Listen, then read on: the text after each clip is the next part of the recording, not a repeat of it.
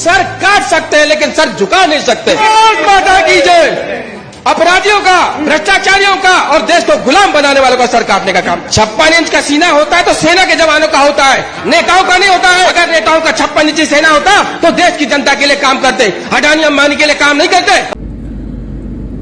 अग्निपथ योजना की वजह से मुल्क के युवा इस वक्त में बीजेपी के फैसलों से परेशान हैं। याद रखें मेरे भाइयों, इस देश की हिफाजत के लिए देश की खूबसूरत सेना है और देश के फौज के साथ छेड़छाड़ करना या देश के सिक्योरिटी सिस्टम के अंदर बदलाव लाना ये बहुत ख़तरनाक साबित हो सकता है। इतने सालों से देश के फ़ौज के अंदर दाखिले और वहाँ के ट्रेनिंग के मामले और इसी तरह बच्चों को जो सिखलाया जाता है जो आर्मी में ज्वाइन होने वाले हैं, ये साल से चल रहा था। लेकिन अचानक बीजेपी सरकार को ये ख्याल आता है कि क्यों ना इसके अंदर बदलाव किया जाए। मैं बताना चाहता हूँ बीजेपी को कि याद रखो, एक तो आप लोग एजुकेशन से दूर हो। आपके 90% MLA MPs कभी उन्होंने स्कूल की शक्ल नहीं देखी और आपके 100% MLAs MPs के घर वालों में से शायद ही कोई फ़ौज के अंदर गया हो। फ़ौज के लिए, इस मुल्क के लिए, इस मुल्क के युवा अपनी ज़िंदगी निछावर करना चाहते हैं, अपने सारी जवानी देश की हिफाजत में लगाना चाहते हैं, तो आप कौन इनको रोकने वाले हैं? आप 4 साल की नौकरी देकर क्या साबित करना चाहते हो कि आपने रोज़गार दे दिया? यानी 2 करोड़ हर साल जो रोज़गार देने का वादा बीजेपी सरकार ने की थी, उसके अंदर नाकामी हुई और उस नाकामी को छुपाने के लिए इन्होंने देश के जो जवान बच्चे फ़ौज की तैयारी में 2 साल 3 साल से लगे हुए थे, अचानक उनके सारे सपनों पर पानी फेर दिया।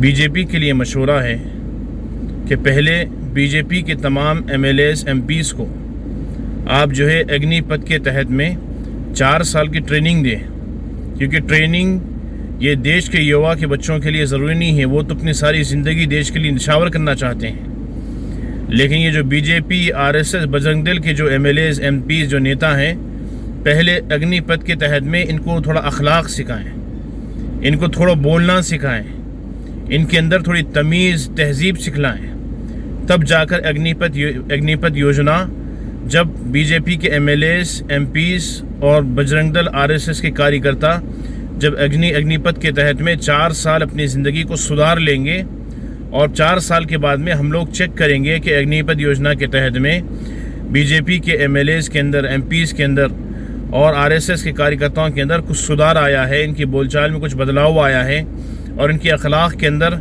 कुछ अच्छी चीज़ें दिखाई दे रही हैं, तब सोचेंगे कि देश के युवा हमें अग्निपथ के तहत में जाना चाहिए या नहीं जाना चाहिए। बस बीजेपी का एक ही काम है कि देश के अंदर सबसे अहम मुद्दा इस वक्त में बेरोज़गारी है और दूसरा अहम मुद्दा देश की इकनॉमी दिन ब दिन गिरती जा रही है और तीसरा अहम मुद्दा किसानों को लेकर बीजेपी के फैसले बड़े ख़तरनाक साबित हुए हैं और चौथा अहम मुद्दा इस वक्त देश के पेट्रोल की कीमतें आसमान छू रही हैं और पेट्रोल की किल्लत पाई जा रही है। इन मुद्दों से हटाने के लिए बीजेपी क्या करती है कि कुछ ऐसा मुद्दा लेकर आती है जिससे इन तमाम मुद्दों से आपका जहन हट जाए। इसलिए मेरे देश के खूबसूरत नौजवान बच्चों, आप लोगों से गुजारिश है कि आप जिन चीज़ों को नुकसान पहुंचा रहे हो और जिन ट्रेनों को जला रहे हो वो ख़ुद आपकी अपनी हैं। इससे बीजेपी सरकार को कुछ फ़र्क नहीं पड़ने वाला है।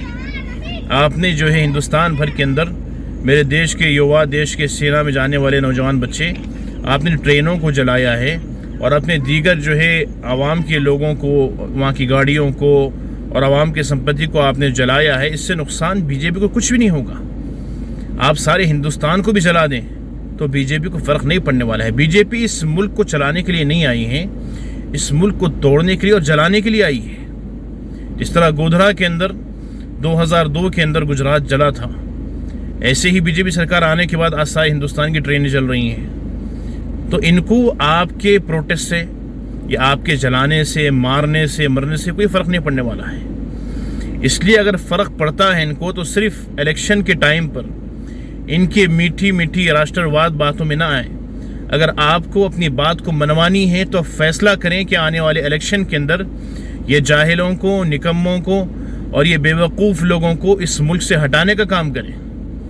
आप ही लोगों ने लाया है, कसूर बीजेपी का नहीं है, कसूर आपका है।